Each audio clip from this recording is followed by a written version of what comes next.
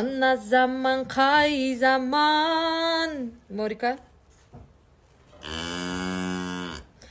On men qantты qымбаттатқан Не дейсің?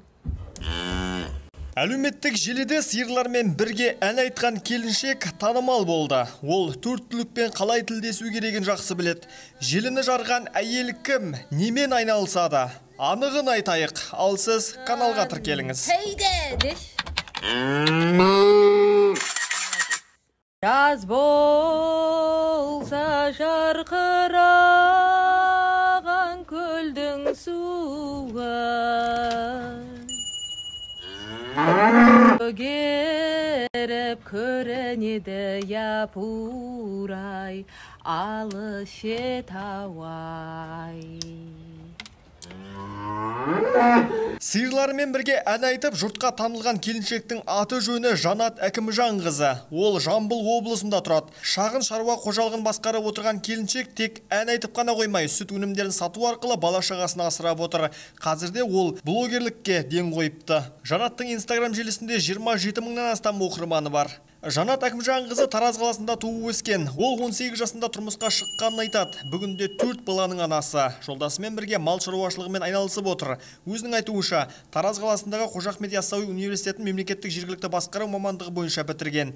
Бірінші курста оқып жүрген кезінде тұрмысқа шығып кеткен, бірақ соған қарамастан оқуын аяқтай алған. Алайда мамандығы бойынша жұмыс істеуге мүмкіндігі болмады. Тек газ саласында аз уақыт жұмыс істеп көрген. Қазір еш жерде жұмыс атқармайды. Күйеуі екеуі мал шаруашылығын қолға алып, сүт, айран өнімдерін сатып отырған жайы бар. Бала шағаны осы кішігірім табыс арқылы асырап отыр. Күйеуі денсаулығына байланысты жұмыс жасай алмайды. Біздің үйдің еркек-ай, еркектердің төресі-ай. Бұндай еркек жоқтың қасы екен-ай. Көзі оқтай, сөзі шоқтай, сондай-ақ. Пешенеме ерекеңді Құдай бере салған-ай. Хейде!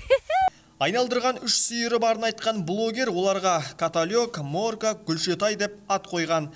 Ал Каталек екеумізден бір сұхбат болсын. Каталек, бүгін не істедің? Қарның тойды ма?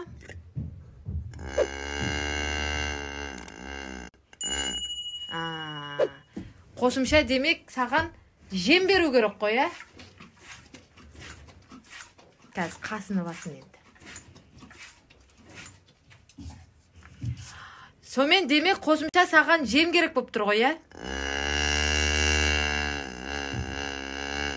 Жарайды.